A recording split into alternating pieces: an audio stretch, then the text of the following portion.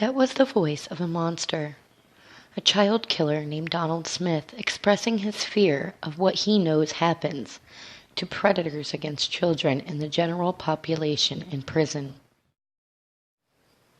5 years after Cherish Perrywinkle's tragic death at the hands of Donald Smith, he stood trial for sexual battery, kidnapping, and murder.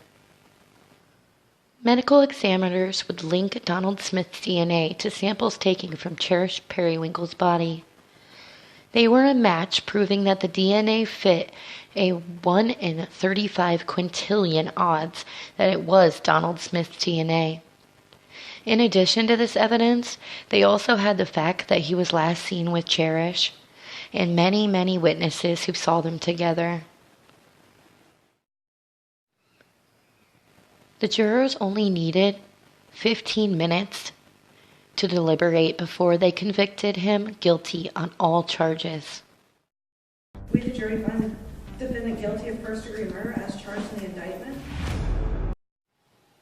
It only took another 12 minutes for the jury to decide that death was fitting for a child murderer, and Donald Smith now sits on death row awaiting his punishment.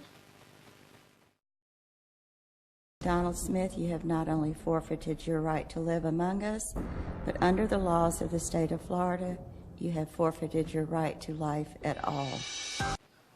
You see, Cherish Perrywinkle was not only let down by a dangerous stranger, but she was also let down by the criminal justice system and her mother and the police officers who investigated her case. Rain Perrywinkle had ignored acknowledged red flags that were before her and took a risk to receive a free gift card. She used ignorant judgment, and it cost Cherish her life. The criminal justice system also let Cherish down. They allowed a man with multiple different crimes for over 20 years to be released without supervision. It took Don Smith killing an innocent child for any of his victims to get justice, or for Don Smith to ever be removed from the general population. After the trial, more information was released.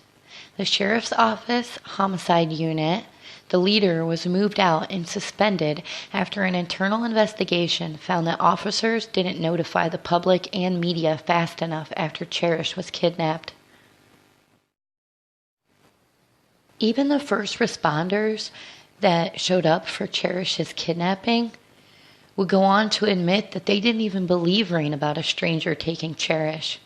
They thought Rain had somebody take and hide Cherish so she couldn't go to California with her father.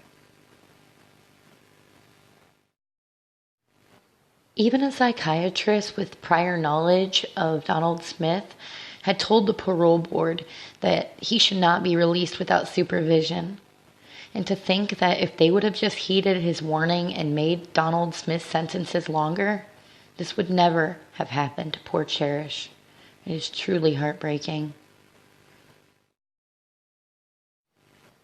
If you enjoyed my video today, please give it a like and subscribe. Thank you all so much for watching.